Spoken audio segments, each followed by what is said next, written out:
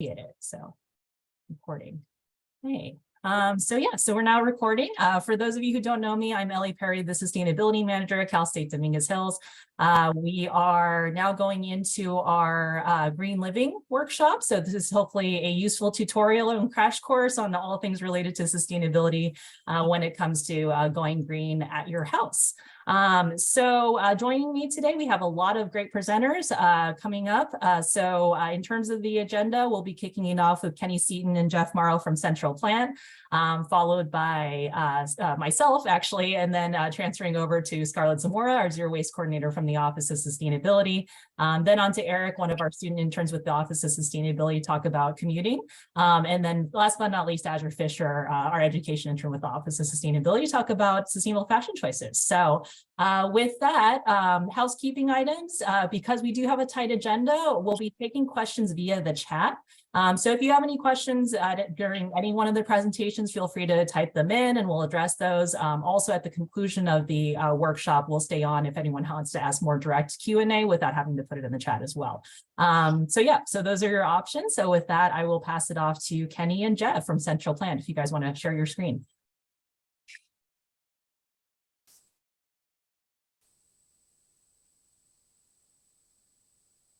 All right, hi. So I'm Kenny, nicknamed Kenergy, and my partner Jeff, who you guys all see us around. We're talking about some residential solar and some energy efficiency stuff. First of all, you need to, if you're going to start being efficient, you have to read your meter. And so we're telling everybody that if you don't have one already, shame on you. You should have a login to your utility company. For most of us around here, that's going to be Southern California Edison. You can go online, create a login. And then you're going to be able to see how much electricity you use. This is a screenshot of an average one-bedroom apartment that uses X amount of electricity. So their total usage for the month was $254. The bill was $13. It was probably a credit on that. This is the monthly view. So you can see how much they're averaging every day. This is the daily view. This is what you need to understand. You need to understand where you're using your electricity, at what hours and such. The afternoon from 4 to 8 on this particular one, they pay a lot more. The reason that it's important that you know how much electricity you're using during the different hours is because many of you have probably noticed that your electric bill has gone up. This is how much it's gone up. Or this is how much it is now. So on the top, we have the winter rates, which is right now. So from that 5 to 8 period, you're paying 59 cents a kilowatt. And at nighttime, you're paying 39 cents. In the summertime, in another couple months, it's going to go up to 71 cents. So every kilowatt hour you use is going to cost you 71 cents. And at nighttime, it's going to be 36 cents. So you really want to try and stop using electricity here. This is an energy efficient house with solar and batteries. This is actually my house. And so I used a total of 68 with the bill credit and everything that we all got our climate credit. So twice a year you get a climate credit. How much was it this? $71. $71. And so we ended up with a negative $50 bill. This is my daily usage. So we've got a lot of rain and stuff, so that affected the solar and the batteries and stuff. But when we don't, I'm running down here. This is the hourly usage for my house. The sun comes up, takes care of most of it. And then whether the battery was running or not, because if I had enough resources because of the solar coverage and the rain and cloud coverage. We're telling everybody you should do your own energy audit at your house. So going back to how much you're going to be paying for electricity, how do you factor that in? And we don't, in 20 minutes, we can't go over all of this stuff. So we put it in here for the slides so that you can all go back and do the math yourself. Count up your light bulbs. What does your washing machine use? Different things. How many hours does it run? And do the math. Everything's going to have a wattage on it. So you're going to do it by wattage. And then to turn it into kilowatt hours, you have to take that total and divide it by 1,000. Another formula that, you know, might make more sense for some of you. Again, all of this will be in the slide presentation so that you can come back to this later on. Jeff, how can they know what they're using? Well, there's a bunch of different devices online that you can purchase. We've gone through Amazon. We've just did a ordinary search, but any one of these devices you can get to link up to your main utility meter, which I would encourage everyone to do. You know, after you create your account and you feel comfortable going in and, you know, figuring out how what your kilowatt usage And how is. simple is this device to put on your house? It's plug and play pretty much. Yeah, you purchase the device, contact Edison through your online portal, and let them know that you have this device and you're bringing it online and you want to share your data with it. And once that takes place, they give you access to it, and you can actually start trending your daily consumption. And one thing Ken didn't mention to you guys is that a kilowatt hour is 1,000 watts used within an hour period. So you can total that up based on how many devices that you have online and what those devices are consuming. And what I mean by devices, different appliances, light bulbs or what have you that you have in your house. There's also the smart outlets that work within that architectural of the Empora smart meter that you can control within the app, which will help you turn off your devices that you don't use during periods that you're not using them. That helps a great deal. And if you're actually monitoring your electrical bill, you'll see the difference right away. Yeah, so this Empora, the first device, reads your main electric meter, just like Edison reads it, and it's going to give you the exact same data. And then every one of these plugs that you put in will be reading whatever you have plugged into it. So you can see what your toaster or your oven or your light or whatever. And so you can see where you're using the most energy. There's another brand. There's a bunch of different devices out there that can be controlled by either Alexa, or you enter the smart house, or through your Siri app on your phone. There's different devices that'll do the same thing. But you guys can be the judge of what you want to use. The whole concept is being able to control, you know, your loads a little bit better. What about phantom loads, Jeff? Phantom loads. Phantom loads are anything that you connect up that's always running that you don't know. One example is a DVR or a television or a microwave with a display on it. All of that counts towards your daily consumption. And those are the things that you might want to watch. The example I like to always use is that most of us, right, we have a big screen TV, and connected to that is an Xbox or a Wii or whatever that is, right? And maybe a sound bar. Maybe you're old school and you still have the DVD player. None of those devices work if the TV is off, right? And yet we have it plugged in and using phantom load 24/7.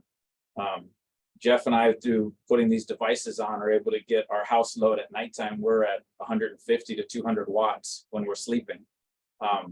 And it's because at nighttime, so for me, I use my my smart device, right?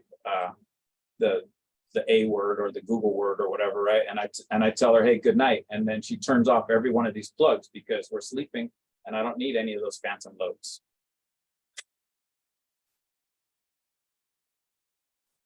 So the best thing to do is to contact a solar provider, try to get you a quote. We put a link up here, or we put an example in our diagram of one of the vendors out there that can actually help you all determine what's the right setup for your home. But that's the first thing. You want to get your solar installed. Well, your first thing is you want to do energy efficiency so that you don't have to put too much, right? And then once you've done those things, if you're serious about you don't want to go solar and you don't want to do it yourself, like crazy people, me and Jeff did, then we implore you to reach out to some companies. Don't go with the big companies. You're going to pay a lot. Don't get one quote. You're going to pay a lot. There are companies out there like these insurance company quotes, right? And they're legit. There's been several people from CSUDH. That's where I got this information, is from sharing this with other people that have gone out and used this. You fill out the information and they come back with like 5 quotes. And you'll see that the prices are, it's crazy, the difference in prices. So when you get to that point, here's Pick My Solar is one company. Energy Sage is another, same style. And Edison sponsors a few different vendors out there that can actually help also if you are an Edison customer.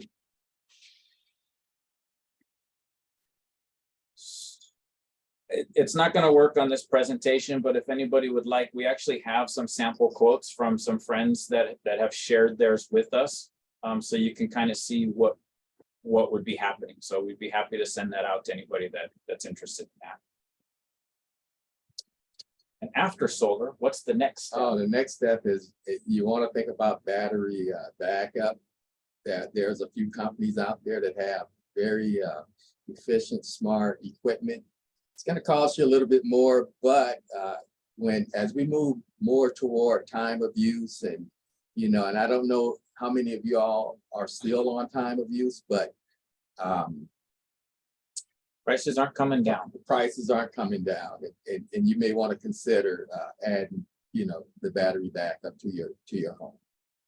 And these are just a few examples that are out there right now. Aside from Franklin, you have Tesla, and you have Sun City, LG.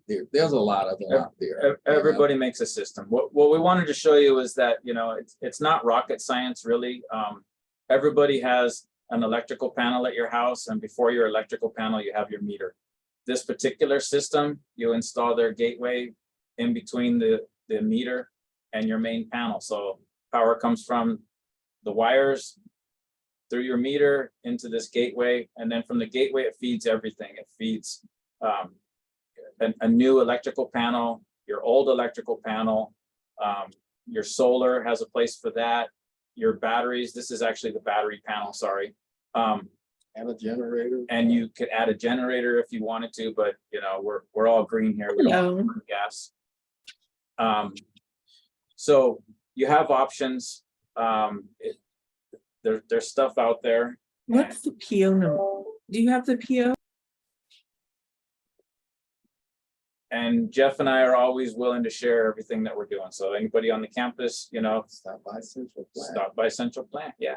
And so thank you very much. And we actually saved time, but like I said, we're happy to share more later.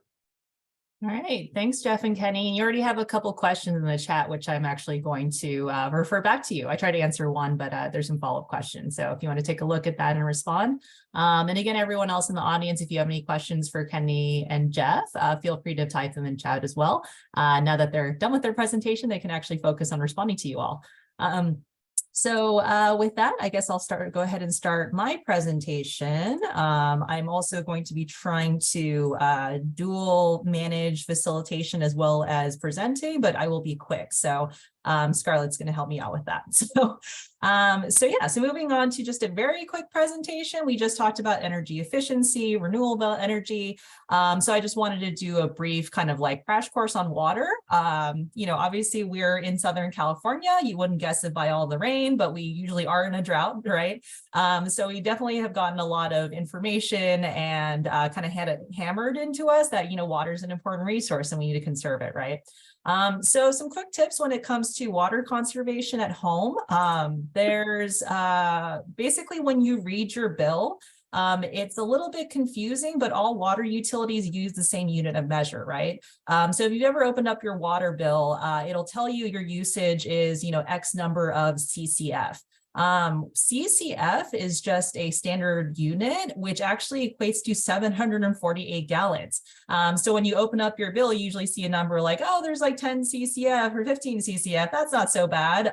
But when you multiply that by 748 gallons, you realize that the average home uses thousands of gallons of water on a monthly basis, which is kind of surprising, right? And in terms of the breakdown of where your water goes, if you have an outdoor space landscaping, right, you have a lawn or a small garden, something like that, on average for a residential home, about 80% of that water that you're seeing is going right out to the landscaping. So if you have landscaping, it's usually a very heavy burden on your water bill. And the rest of it goes, obviously inside your house, right, your indoor fixtures and things like that. So just keep that in mind. And it's obviously based on your unique situation. If you're in an apartment or something like that, maybe you don't have a backyard, then you can focus, you know where to focus your energy when it comes to conserving water. And there's a lot of specific tips out there, especially from your water utility. You're always getting those mailers saying, do this, do that. There's only really a couple big strategies, when it comes down to it, right? So the first thing that everyone can do is obviously fix those leaks. So if you have that leaky faucet, you have that leaky pipe that you kind of been ignoring where you're like, okay, well, it's not that big of a deal. Leaks add up to quite a bit over time. So even that small little drip coming out of your sink can add up to thousands of gallons a year if not addressed. So one of the first things you can do, I believe March is actually Fix a Leak week or month for the EPA. It's a good occasion to maybe take spring break and try to fix up those water leaks because that'll actually save you on your water bill quite a bit. The second strategy, especially if you're talking about basically indoor or outdoor, is efficient fixtures. So when I say fixtures, it basically means anything that kind of distributes water, right? So that's your sink, that's your toilet, those are your sprinklers if you have outdoor spaces, anything where the water comes out. The more efficient you can make that fixture, each time you use it, you're going to be using less energy. So that's another area you can look at, especially if you have like an older residence where, maybe that faucet's been there since the 1970s, you know what I mean?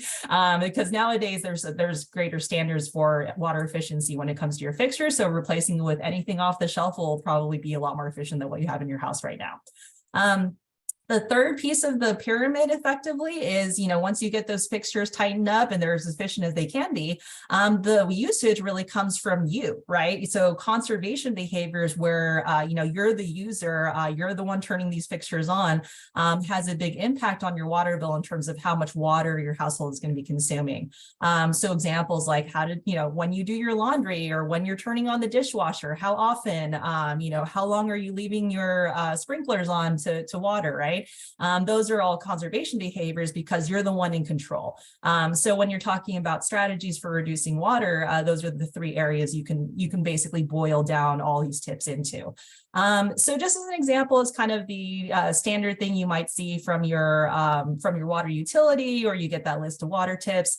Again, a lot of the tips are focused on, hey, how is your efficiency in terms of your fixtures, right? So they're saying, do you have a high efficiency toilet? Is your shower head the most efficient it can be? Again, a lot of these are conservation behaviors, right? Like, turning off the water when you're brushing your teeth, or taking shorter showers, because you're the one turning on the handle, right? When it comes to outdoor, very similar, are you doing your best to control the amount of water coming out of your fixtures, either through moisture sensors, high efficiency sprinkler nozzles, irrigation controllers that can sense the rain. And also in terms of choices when it comes to landscape, I think we've all heard this message before, but grass is obviously very thirsty. So if you're down to replace that with something that's a little more drought tolerant, that can also have a big effect on your water bill if you kind of replace it with plants that are more, resilient to drought conditions. So those are the basics, but I wanted to go over one behavior in particular, just because we all do it, hopefully, but that's washing your clothes, right? So laundry is kind of one of the most common water behavior, using behaviors that we have. So in terms of best practices from a sustainability standpoint, when it comes to doing laundry, when you're talking about water, it's always best practice to wash full loads.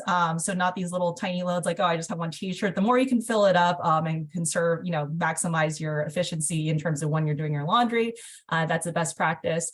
Also, another thing too is that my husband actually falls in this category where they're just like absolutely convinced, like, no, our clothes will not get clean unless it's absolutely on hot every single time, right?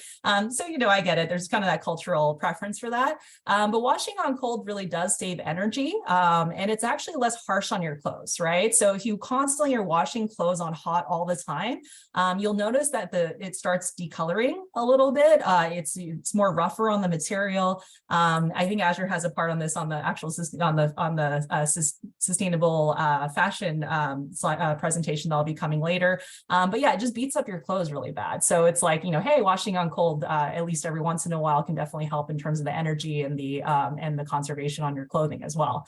Other environmentally friendly tips, you know, there's a lot of questions about like, okay, well, detergent, right? So your detergent actually does have a big impact on the wastewater stream. So all of the wash water that comes out of your laundry is going down into the sewer. It's getting back, eventually getting treated and getting back out to the ocean. So making sure that you're picking a detergent that doesn't have a lot of harsh chemicals, is better for the water impacts as well as your own skin, right? So looking at trying to find an eco-friendly detergent that's a little bit less crazy with the crazy chemical component. Another thing to look out for, some of the more common detergents, especially Tide, which actually is pretty famous for having a lot of non-biodegradable surfactants. So these are just, you know, chemicals that just stay with the wastewater indefinitely, and is actually pretty bad for the environment. So, you know, rethinking, you know, trying to go for more natural-based ingredients and things for your detergent can help a lot. Also, another thing to think about is also trying to use more concentrated detergent. So if you're used to buying like liquid detergent, sometimes they come in these huge, bulky, like big bottles, right? If you look closely, it's a common practice in the industry to actually like kind of load that up with water. So you're actually getting a very, very small percentage of actual detergent and a lot of water.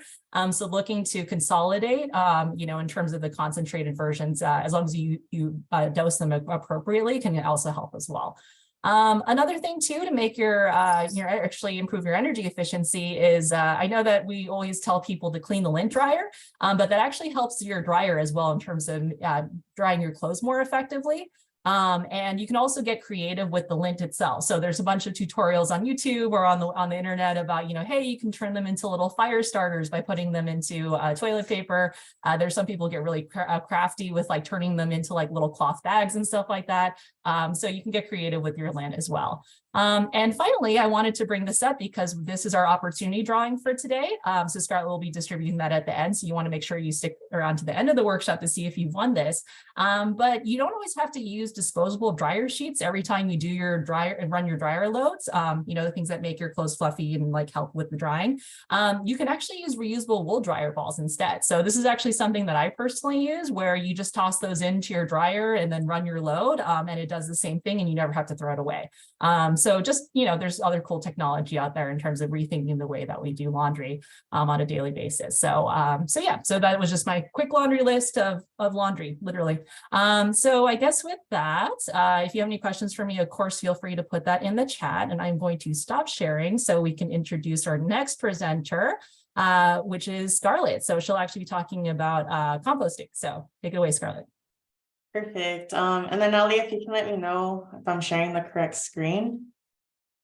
It's on presenter view still, so I think you have to. What about now? Okay, now it's good. Thank you. Okay, perfect.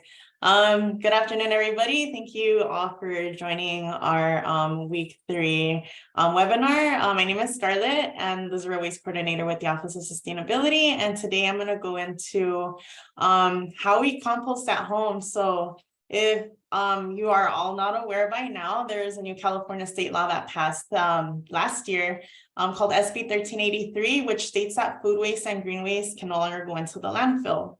So I'm going to show this clip that I got directly from the CalRecycle website, and this is going to show why we have to start composting. Climate change is no longer the future. It's completely engulfing. And it is hot. It's already here. California is hitting a fearsome milestone. We're experiencing temperatures, world record breaking temperatures in the state of California, 130 degrees. We're seeing bigger wildfires, stronger storms, and devastating droughts.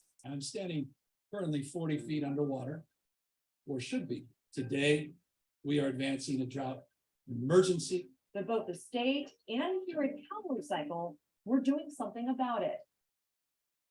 SB 1383 is the biggest change to happen in waste management in over 30 years. The new super pollutant reduction strategy rules for organics recycling and edible food recovery are part of California's bold effort to fast track climate progress by reducing the most potent climate super pollutants like landfill methane emissions. Food, fiber, wood, and other organic waste materials make up the largest material types landfilled in California every year. When organic waste material decomposes, it emits methane, a short-lived climate super pollutant 84 times more potent than carbon dioxide, and a major contributor to climate change. California's short-lived climate pollutant reduction law calls on the state's 40 million people, its businesses, and every level of government to reduce landfill methane emissions by achieving a 75% statewide reduction in organic waste disposal by 2025.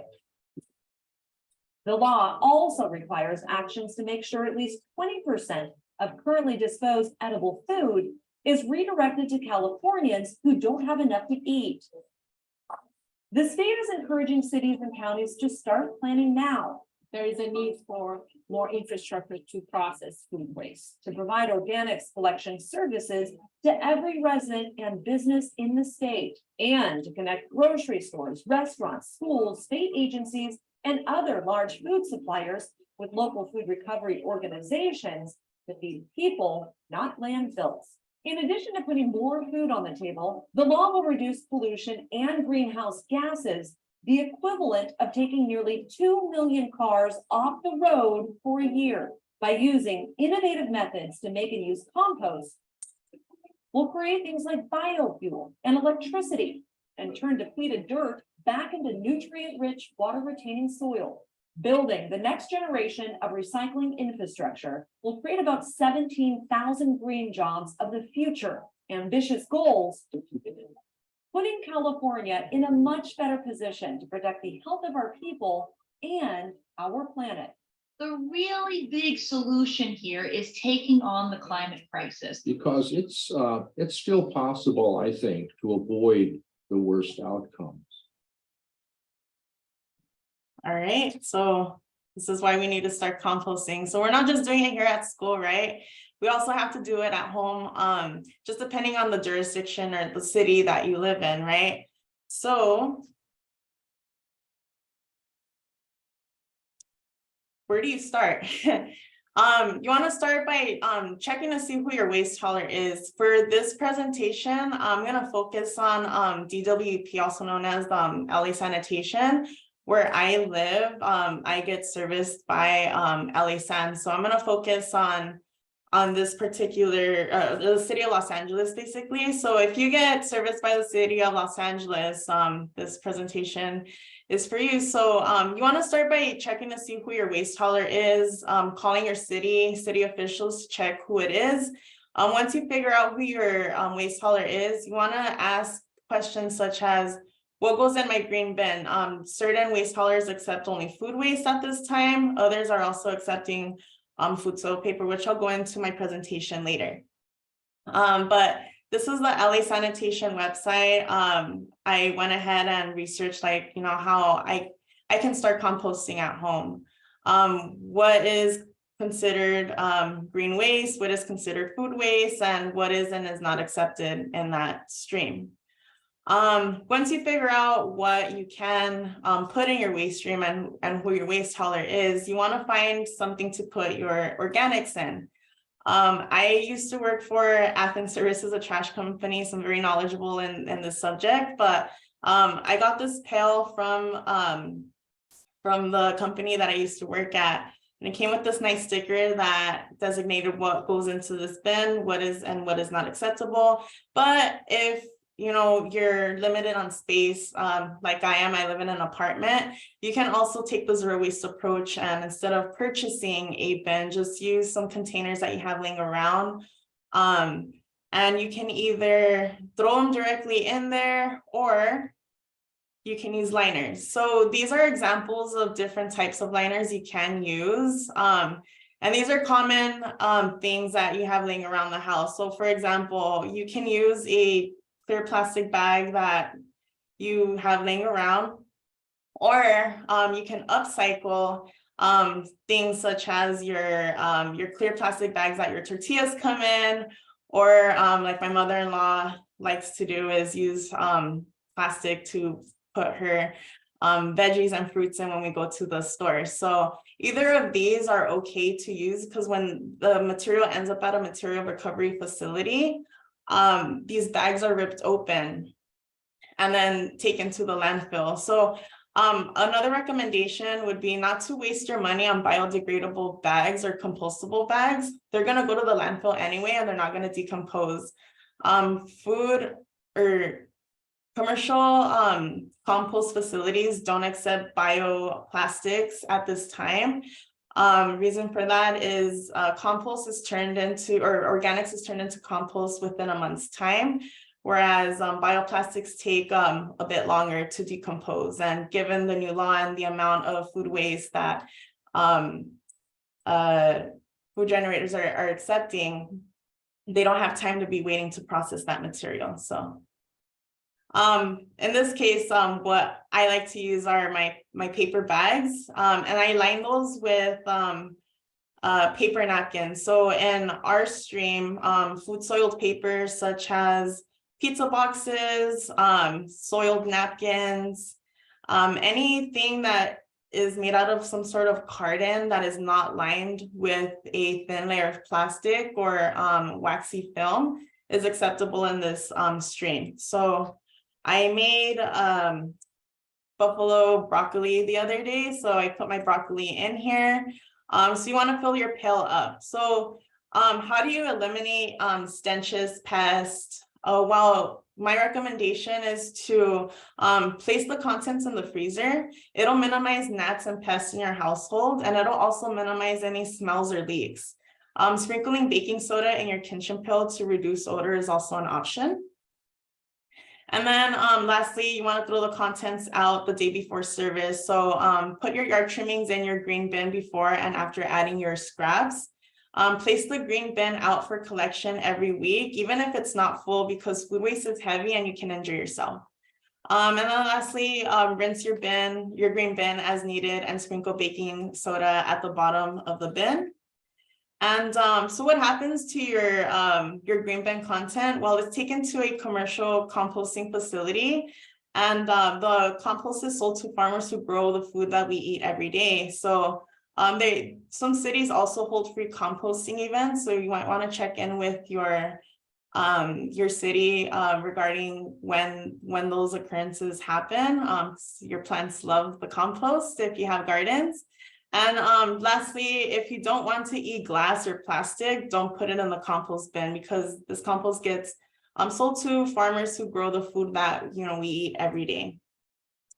And then a suggestion that I have too is, if you live in an apartment and you don't have a green bin quite yet, if you have a great relationship with the owner of the property or a property manager, speak to them about it. They're gonna have to do it eventually. And last note as well, say you don't care, you don't want to participate in this. Well, it is the law. FYI, depending on the city that you live in, I know for DWP, LA Sanitation, they are going to start doing lid flips. So if they are finding food waste in your trash, you will get fined, and they will leave a notice on your trash bin. So if you have any questions, please direct them over to the chat. Otherwise, I'll go ahead and pass it on to the next presenter. Okay, thanks, Scarlett. So again, as Scarlett mentioned, feel free to continue posting questions on any of the topics we covered so far in the chat. And I think with that, we are passing it off to Eric, who's going to be talking about bus commutes. So Eric, feel free to take it away. Yeah, hi, I'm Eric. I'm the marketing intern here at the Office of Sustainability. I'm also a student, and I take the bus. So I'm just going to be explaining how you can do that. And my presentation is mainly going to be focusing on students, because that's what I have experience with, but there are going to be general things that apply to you even if you're not a student, like if you're faculty or staff. So let's get started with why I personally like taking the bus. The first thing is cost. A student bus pass costs $22 a month, and that gets you unlimited metro travel. That's on buses, and that's also on like the subway system, anywhere that metro services. And for comparison, a student parking pass costs about $200 a semester. So having a bus pass that can take you anywhere is cheaper than being able to, park in the parking lot for the same period of time for 4 months. Without a bus pass, like if you're not a student, you can, or if you don't have a bus pass, you can ride the bus for $1.75 per trip. And that trip, after you tap, you can ride for 2 hours in that same direction. So if you have to like get on one bus and then connect on another and then like ride the subway, as long as that's part of the same trip, you won't have to pay multiple times. And you can also get a non-discounted monthly bus pass for $50, and that is one that is available to anyone. You don't have to be a student to apply for that. That's just the stated price for it. And these price calculations are, not including other things that you have to worry about if you have a car, like car payments, fuel, and maintenance and upkeep that you have to do in your vehicle. So it's definitely a cheaper option than, owning your own vehicle. And then the other aspect is sustainability. This graph here is from transit.gov, and it was a study that they did for the pounds per passenger mile, and that's basically how much CO2 is being emitted by each of these vehicles, depending on the average number of riders in them. And as you can see, private vehicles are the highest. Buses are the second highest, but they're even, like 30% lower than that.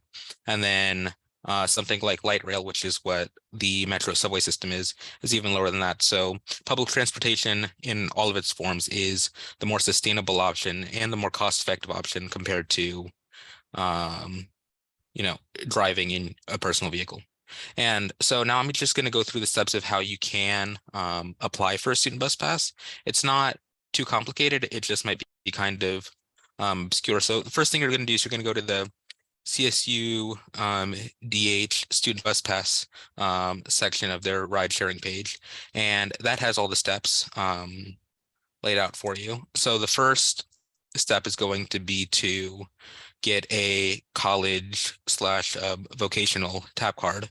And you can do that by applying on the Tap to Go website. And you can apply online. You just need to provide a full photo of your face that they're going to put on the card to identify that this is your card. An official photo ID or California ID, driver's license, or a passport, any of those work. And also proof of enrollment. For me, when I applied, my proof of enrollment was taking a screenshot of my student page that showed the classes that I was enrolled in. So it doesn't have to be super complex for what they require for enrollment verification. And you're just going to turn in these 3 things along with some personal information like your address. And you can fill this form out online, or you can also download the application and print it out and bring it to any of the metro offices. After you fill this out, you should expect it to take 3 weeks to a month for them to ship you your card. They can get it done sooner than that, but you want to leave that buffer window so that way you're not stuck waiting for your card, unable to take advantage of the reduced fare from a student bus pass. And so after you get your card, you're going to want to reach out to parking using this Microsoft form that takes you to this page here. And you just identify your status on campus, your name, your ID number, your tap card number, which comes on the tap card that you'll be mailed by Metro, and then uploading photos of the front and back of the tap card, and then also selecting what fare you want to load on it. And after you submit that, parking will get back to you with a voucher that they'll basically need you to sign and print, and you'll bring the printed voucher along with the fare to the cashier's office, which is located in Welch Hall on the 2nd floor. And the cashier's office, they take checks or cash. They don't take any cards. So if you are paying, with cash, make sure you bring exact change because they don't offer change. But once you bring the filled out form and the money to the cashier's office, they will take your card and they will load it there for you. And then you'll be free to take the bus or use the metro system for the next 30 days. And the time starts starts from when you first tap your card. So if you, for example, get your card loaded up, but then don't use it for a week for whatever reason, once you first use it, that's when your countdown starts. And just every month you reach out to parking again, and they will, send you another waiver, and then you'll bring that to the cashier's office, and then you just have to do that once a month. And that applies during the time that you can, during the time that classes are going for the spring and fall semesters. During the summer and winter, you can't get the discounted fare. You can get the normal student discounted fare of $35, but you can't get the like special $22 deal that CSUDH has with the ride sharing companies or with Metro. And now next important thing to know about taking the bus is, after you have your tap card, how do you figure out how to get where you want to go? So my preferred app is Google Maps, but you can also use Apple Maps Transit, which is Metro's like official app for using their services, or basically any other mainstream transportation app. Most of them will have the functionality to allow you to switch to public transportation options. And so you're just going to enter the location you're traveling to, change your transportation icon to the bus icon is normally what it is, but to the public transportation option, and then adjust the time that you want to leave. So I'm just going to quickly demo what that looks like. Like, for example, if I was leaving from this local deli trying to get to CSUDH right now, it's recommending the best route is a 9-minute drive by car that it's 2.6 miles away. But if I tap on this Metro icon here, it shows me this route. But let's say I don't want to leave now. I'm planning on leaving tomorrow at like 11 a.m. And so now it tells me that there's a bus that's going to stop by near here at 11:07. So I just need to be at the bus stop then, and then I can hop on the bus and it'll take me there, and I'll arrive at CSUDH by 11:19. And if you wanted to set it by when you're going to arrive, like for example, if you have a class that you have to show up for at 1 p.m. and you are leaving on Tuesday, I have to be at the bus stop at 12:36, and then you'll be able to be dropped off at 12:48. So one thing with public transportation is it's not going to be as exact. You're showing up a couple minutes early compared to driving, but I think that those couple minutes are a worth it trade-off for the advantages that it does offer. And also a little tip is to make sure you check your transit time a couple minutes before you leave, not right as you're walking out the door, but maybe 30 minutes to an hour before you're planning on leaving, just in case anything changed with the schedule. The schedule is normally pretty solid. The bus will normally show up when it says it's going to show up, but sometimes it's running a minute or two early or a minute or two late, and you want to be aware of that so you don't show up at like 12:36, but it showed up at 12:35 and you missed it. Now you're going to have to wait 30 more minutes and be a couple minutes late to class. Another thing to note with bus schedules is during peak hours, they will run every 15 minutes. And then during off-peak hours, they will run about every 30 minutes. So even if you miss your bus during peak hours, you're going to be a couple minutes late, but it's not the end of the world. And even during off-peak hours, you're not going to be just stranded there. Another bus will come if you wait. And also, this isn't just for buses. The transit information, if I was going to a further away location, it would also incorporate taking the metro and stuff, like taking the bus to the metro station and then taking the subway to wherever I need to go. So it incorporates all aspects of public transportation, not just specifically the bus. And I think that is everything for me. So I will go ahead and pass it on to the next presenter. All right, thanks, Eric. Great for the great crash course on how to take the public transit in our local area. And last but not least, we have Azure presenting next. So Azure, feel free to take it away. Hello, everybody. So we're going to be doing a presentation on fast fashion, reality cheap clothing, and constant sales. This applies to everybody because we all wear clothes, right? So fast fashion is the mass production of cheap, poor quality disposable clothing. So what this is basically like every kind of shopping center or store you see, like in the Westfield malls, Forever 21, H&M. They are quickly produced. They don't really last that long. If you wash them a few times, they kind of get holes in them. So you kind of have to keep going by and buying more. Where the fast fashion is made is in sweatshops. A sweatshop is a facility where workers complete manual labor for extremely small wages and work extremely long hours under poor conditions. And a lot of the times, sometimes we develop an out of sight, out of mind kind of attitude or feelings towards some things that are environmentally or human rights violations, right? So these are happening in Los Angeles, in India, in Bangladesh, all over the world, and to people, right? So these are the conditions that they work under. So Shein, which is a Chinese-based company, they have slavery of the Uyghur ethnic group, 18-hour days, workers pay 3 cents for every item made, which is illegal in the US, but still happens. Unsafe and illegal working conditions. Forever 21, they paid $3.42 an hour for, or dollars an hour for LA sweatshop workers. They refused to ensure fire and building safety for Bengali workers, which I'll get into more later why that's so significant. Old Navy abused workers regularly beaten, child labor, 100 plus work hours, including pregnant people, and to prove that they can still work while being pregnant. And Fashion Nova in LA, they pay $2.77 an hour and have intense child labor. So that's what's going on in the sweatshop. Fourthly, just a lot of slavery in different forms, right? So a lot of child slavery in these conditions that the unsafe conditions that people in fast fashion or in sweatshops are working in. A lot of times people lose limbs, they lose fingers, people go missing and they never see them again. So there's a lot of, it's life-threatening work a lot of the times, especially overseas.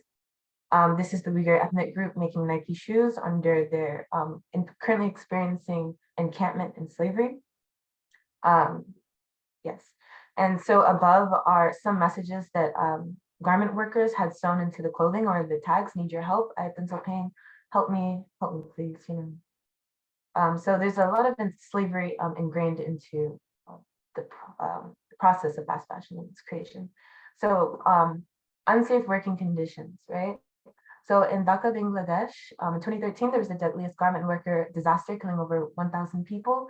And what happened was there was this building, like you can see it right here. On the top floor was generators that was running all of the electricity and the machines that they were using below. The generators were so heavy that they were starting to sway the building and shake it. And people, they told the people that were in charge, like the building is shaking, we're scared, but again, this is a form of slavery, so they can't just walk out, right? And if they could just walk out, there's that kind of slavery of being paid such a low wage that your meals depend on it, and even 3 cents depends on it, right? So they did not leave, and the generators ended up crashing the building and all those people under it. So because of these unsafe working conditions, we can again ask, like, why are my clothes so cheap? Why was that sweater $6? Why was that shirt $12 when it went through all the processes of picking the materials to make it and processing the materials to make fabric and paying the garment workers? So why were these clothes so cheap? They were the results of unsafe working conditions and companies refusing to ensure safety for workers. So there's a lot of garment workers' rights protesting and trying to correct, especially in India. So everyone in fast fashion chain enduring poor working conditions, slave wages, child labor, and more are paying the cost not included in the price of cheap clothing paid in stores. So this is greatly related to the women's rights issue, as 84% are women paid less than $4 a day in the garment worker industry. Obviously, so this is like a lot of very sad conditions, right? So what can we do as consumers, right? When fast fashion in all of those stores like Target or Old Navy, those are the most readily available clothing for us to buy, right? We can understand our role and make more thoughtful decisions if given the financial opportunity to. So what we can do is maybe try to pay a little more for higher costing but sustainably made clothing. or trade clothing with people that is not dingy, like you can still trade it and it's good conditions, right? And I'll get more into what we can do later throughout the process presentation. So the reality of goodwill and thrifting. So a lot of the times people will say, oh, it's okay to buy like a ton of, you know, Shein, something might even be like $1, right? So people might spend $100 and get a ton of clothes. It's okay because I can just give it to Goodwill when I don't want it anymore. I thrifted. But only about 84% of donated clothes end up, 84% of donated clothes end up in the landfill because there are too many donations. Only about 6% are resold. Some are set on fire or resold to countries, which kind of disrupts and negatively affects their economic situation. So blended materials cannot be recycled. So a lot of times fast fashion uses polyester and cotton blends or different types of materials. You can't unblend that and recycle it. So that's why it cannot be recycled. There's somewhat of a gentrification within resold and thrifting because thrifting is super expensive now in some places because it got trendy. So keeping the price low for Goodwill and thrifting is just as important so that it's an accessible resource to everybody trying to participate in decreasing environmental impact or decreasing the workers' impact that's happening.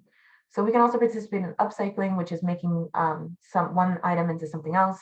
Thrifting and exchange, supporting small, slow fashion business like boutiques and thrift with mindfulness. As we're getting more into the environmental impact, those clothes that are burned, which is a large majority of them, because again, a lot of clothes end up in the landfill. This releases the toxicities that are in the clothing. Those toxicities impact air quality, right? So this is after the production of it. In the beginning of the production, there's a lot of air quality issues with the manufacturing, which has led to displacement as well as environmental health issues with a lot of the people, especially in Asia. There's a lot of water impact with a lot of clothes are also dumped in water sources and textile pollution where the dyes are in the water. This is on people's local drinking water, again, leading to environmental health issues, infertility rates, and a lot of negative impacts on people that did not choose to buy this clothing, right? This is kind of enforced on them based on different political reasons or economic, you know. So environmental impact with water. Oh, this is the Chilean desert first. I want to say this. Isn't that crazy? Like it's completely covered in clothing. So there's just such a huge impact. I think this is absolutely crazy, but yeah, when we wash, again, like I said, there's a lot of the times fast fashion is polyester blend or cotton blend together. So polyester is a plastic. When we put that in the washing machine, the fabrics get broken down over time, right? So those plastics turn into microplastics and they get into the water from the laundry machine and enter waterways. So what we see is those microplastics end up getting in the food because fish eat them. It's just in the water. There's been seen some of them in vegetables, like in the fields, you know, microplastic impact is super negative. 20% of clean water pollution is from textile pollution. And this greatly affects the disadvantaged groups more so than non-disadvantaged groups. So cotton material, there's a good cotton and like a less good cotton. So non-organic cotton, farmers are in perverse contracts with Monsanto usually.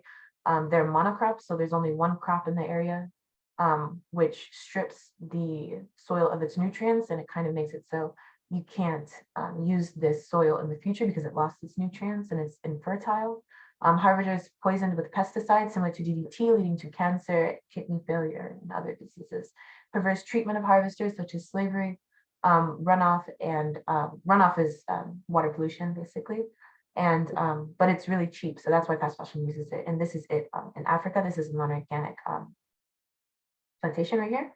Organic cotton is smaller and slower yields. They use polyculture, so that's multiple different types of plants growing there so that the nutrients is recycled in and out and it can stay, the soil can stay fertile.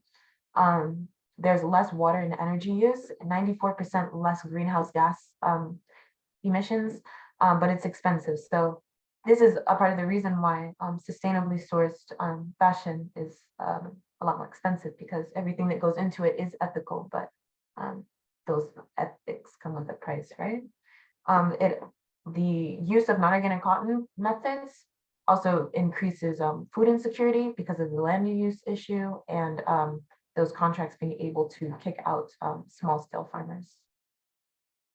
Life cycle analysis, just super quickly, when we extract the materials, the current fast fashion, they get it to transportation, they process it, everything, and they sell it to you, and they don't really care what ends up after that. It's polyester blend, it can't be recycled, it just goes straight in the landfill or it gets burned with all those negative impacts.